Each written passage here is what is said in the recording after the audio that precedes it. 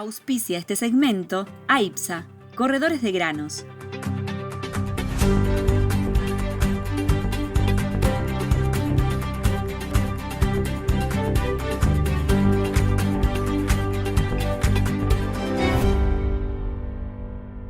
Bueno, muy bien, ya estamos con Antonio. ¿Cómo estás, Antonio?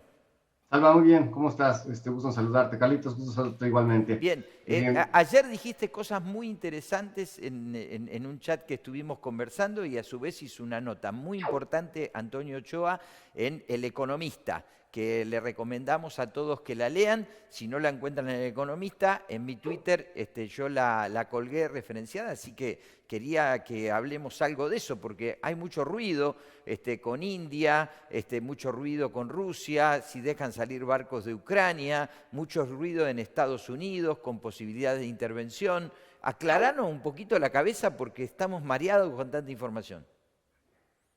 Sí, Salva, bueno, la primera cosa que te voy a decir es que no te dejes intimidar, de corbata o en sport o como sea, eres una persona hermosa, así es de que no te dejes bajonear y siéntete contento. Del otro lado, decir Argentina, felicidades por sus fiestas patrias, obviamente, entonces, aunque no es el día, pero pues por lo que fue, vi muchos videos muy emotivos al respecto y obviamente la patria es la patria, ojalá que realmente entendamos el tema patriótico y no patriotero.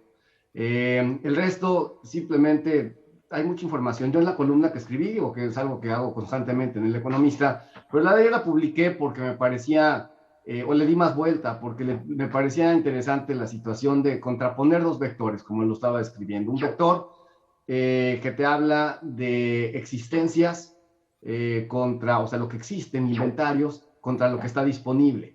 Y son dos velocidades distintas. Entonces, existe inventario en el Mar Negro, pero no está disponible. Y eso genera una atracción, una inercia, un reacomodo gigantesco que trabaja en una sentencia de dirección. Luego, del otro lado, obviamente vas a tener demanda y consumo, que ambas no es lo mismo. Y entonces, de alguna forma, cuando ves que las cosas aprietan y que tienes dudas en lugares donde estratégicamente el alimento es un factor de control político, lo que hacen muchos gobiernos es que acuden a comprar más para almacenar y trasladar inventarios de un lugar a otro, generando una atracción de demanda muy amplia que no es consumo. Entonces, para ponerte un ejemplo, y lo vimos en la pandemia, en donde arrancó la pandemia y obviamente por alguna razón salimos a comprar el papel higiénico, como si no fuese a ver mañana, y entonces generamos un shock de demanda. Los autoservicios empezaron a controlar las ventas, es decir, no te puedes llevar más de un paquete o dos. El racionamiento eventualmente creó más demanda para acumular cosas que el día de hoy como consumo no tenías porque pues, realmente no lo ibas a usar más. Entonces, la realidad de todo esto es de que una vez que tienes esta realidad, yo tengo todavía papel higiénico desde la pandemia. Entonces, esta situación de estar haciendo inventarios en momentos críticos, obviamente, que ocasiona que las decisiones se tomen a nivel burocrático, en una burocracia que no entiende razones más allá de su interés político, y no falta el iluminado que sale en defensa de la canasta doméstica y tal, y se empieza a multiplicar. Ahora, nadie está exento. El día de hoy, hasta el presidente Biden, en teoría, está barajando la posibilidad de restringir el abasto energético a partir del verano, porque simplemente en Estados Unidos ponerle $150 a tu tanque de gasolina, en lo que le llaman ustedes una chata, de alguna forma ya no está siendo divertido para mucha gente y empieza a tener muchas líneas de control, descontrol, sin inflación realmente va a ser algo jugoso, no va a ser muy jugoso. Entonces, el mundo está muy contradictorio. Los mercados obviamente ya no saben en dónde responder y bajo qué condición. El día de hoy, por ejemplo, cuando tienes información de la gente en Davos, en donde en Davos esta reunión de la gente bonita, pues no tienes a chinos por el tema COVID, no tienes a rusos por lógicas razones y tienes un lobbying interesante de los otros grupos, en donde además el principio de orden en muchos casos son estas agendas progresistas con un sesgo izquierdostoso, si lo quieres ver así en el mundo, que han avanzado a tratarte un estado de buenismo cuando no somos buena onda, y eso lo estamos viendo, y seguimos siendo increíblemente inocentes. El señor Putin, o quien haya dicho por parte del señor Putin que va a liberar un corredor humanitario para exportar barcos, ¿bajo qué condiciones y qué y cuándo y cuántos? ¿Por qué? ¿Qué es? La salida de los que ya están en puertos. Carlos No sé, Sánchez, porque están trabados. O que si no es eso, ¿qué es? que la OTAN vaya a estar generando un corredor en el Mar Negro, pues le tienes que ir a pedir permiso a Turquía para que circule algún barco de la OTAN y pueda ser el corredor de seguridad, y vas a tener juntos que embarcaciones de OTAN con embarcaciones rusas en el Mar Negro. ¿Cómo va a funcionar todo eso? Ahora, dices, bueno, libérame sanciones, pero el tema de las sanciones es para que se vayan de Ucrania. Entonces el tipo dice, dejo salir alimentos, pero yo sigo haciendo mi campaña en Ucrania. ¿Quién va a doblar primero? En el camino, obviamente, tienes problemas grandes en Rusia, y es que hay que verlo. El precio del cerdo, por ejemplo, en Rusia viene cayendo con fuerza, la demanda se empieza a contraer, el poder de compra empieza a ser complicado. El señor Putin dice que va a levantar los salarios y los planes de jubilación un 10%, y esto es una cadena terrible porque tú subes el salario y la condena inflacionaria simplemente es una escalada enorme. Ahora, obviamente no le vengo aquí a rezar al coro, pero lo que sí es un hecho es de que toda esta información el mercado la toma como si fuese cierta y la administra. ¿Por qué? Porque la toma solamente la gente que administra bajo esas condiciones. La gente sobria, la gente de potencia, la gente que normalmente opera en estos mercados no está actuando en estos mercados porque es un cansancio brutal y la ficha es demasiado cara para tener un rumbo tan errático. Y tengamos cuidado con eso, porque eso es lo que referimos como falta de liquidez real en nuestros mercados. La gente grande, la gente que entiende todo esto, sabe que es momento para no jugar una ficha en la que tenemos. ¿Qué vas a jugar? Como están haciendo muchos fondos de índice teóricamente. Y en un ambiente inflacionario compras commodities, pues se han equivocado dramáticamente porque muchos de los mercados en donde han estado comprando están en medio de inversos. Y eso es un negocio terrible para estar rolando posiciones, porque no es una situación que compras como una acción. Terminas con fecha de expiración, el contrato va y tienes que rolar. Y cuando vas a rolar en un inverso, una posición larga, te va a costar una fortuna. Y esto va a ser un tránsito enorme. Además de que la presión, obviamente, por parte de los bancos centrales y autoridades financieras están todas dadas a que tengas que bajar las acciones inflacionarias. Entonces, la narrativa alcista está en todos los mercados y no ha cambiado.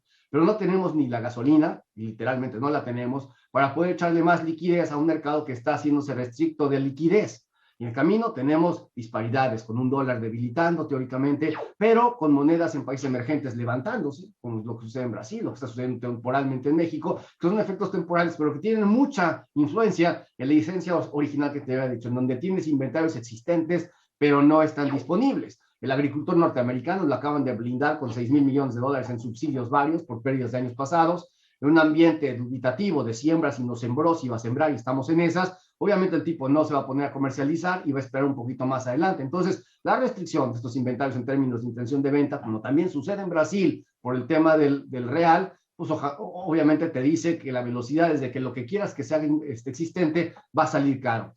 Cuando hablas de escasez, hambruna, la zona de la ONU que te dice, son datos que suenan fantásticos y luego lo toma una cadena noticiosa y la multiplica.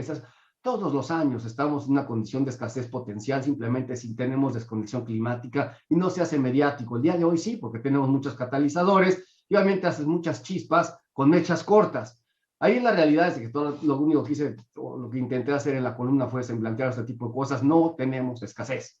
No hay escasez. Ahora, que sacas inventarios de un lugar para ponerlos en el otro es caro y eso está generando problemas, porque los desplazados de demanda que tienen que ir de un lugar a otro, en donde el otro no era habitual, en un origen que no era habitual, genera una atracción de demanda artificial o temporal en este otro lugar que no estaba acostumbrado a atenderle, y al hacerlo, quien importa, y lo dijimos la vez pasada, está exportando su propia inflación. Ahora, la narrativa el día de hoy, y el maíz bajando, y el trigo acomodándose, ¿qué pasó? ¿Se nos cansó la mano? ¿Cambió algo? En esencia no, pero el mercado se está entendiendo que está cansado, no tiene mucha potencia y traccionar es difícil, porque encontrar potencia de noticias alcistas en precios actuales no es lo mismo a cuando tienes precios, no sé, $1.50, equivalente a dólar por bushel, en Chicago abajo en trigos o maíces o lo que fuera. Entonces, esta situación nos pone en exhibición. Hoy, en fuerzas predatorias, el cordón humanitario que quiere hacer en términos de todo el señor Putin.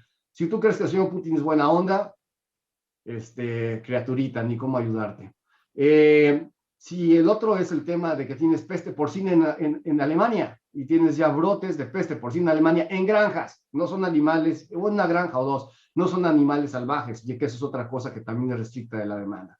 La situación que está sucediendo obviamente en China. La otra, en donde también se está hablando de que vas a tocar el mandato de etanol y biocombustibles en Estados Unidos. Y bueno, lo pueden tocar. Eso no significa que el etanol se deje de usar. Económicamente no hace sentido y estadísticamente tenemos evidencia de que aunque toquen el mandato, la mezcla va a seguir por encima, ligeramente por encima del 10%. Todo repercute en el consumo de gasolinas en este verano y todo el mundo le está queriendo meter la mano. Del otro lado, el avance de siembra en Estados Unidos, pues avanzamos sustantivamente, el clima permitido. Cuando estemos la próxima semana viendo el lunes qué es lo que está pasando, veremos un clima que pues, permitió algo, que el avance de siembra está ahí a toque y que estamos básicamente muy emparejados. Ahora sí, lo que se ha sembrado en los lugares que estaban húmedos y en donde ha seguido lloviendo está espectacular. Y realmente lo que siempre hemos dicho, el tema del rendimiento se agradece cuánta superficie tiene, si viene tarde o temprano, la ciencia ha hecho mucho, pero el verano, si es bueno en términos climáticos, lo resuelve absolutamente todo igual, la moneda está en el aire. Entonces, esta es la secuencia de cosas que tenemos, como dijo Andrea, un comité de crisis el miércoles, y es el Día Internacional de la Leche, hasta donde entiendo tenemos actividad alrededor de todo esto, y obviamente que esperemos sea de diversión, sea folclórico. Yo estaré en España, que salgo el día de mañana de viaje, a ver cómo va con los horarios, pero pues nos unimos y nos vemos con mucho gusto.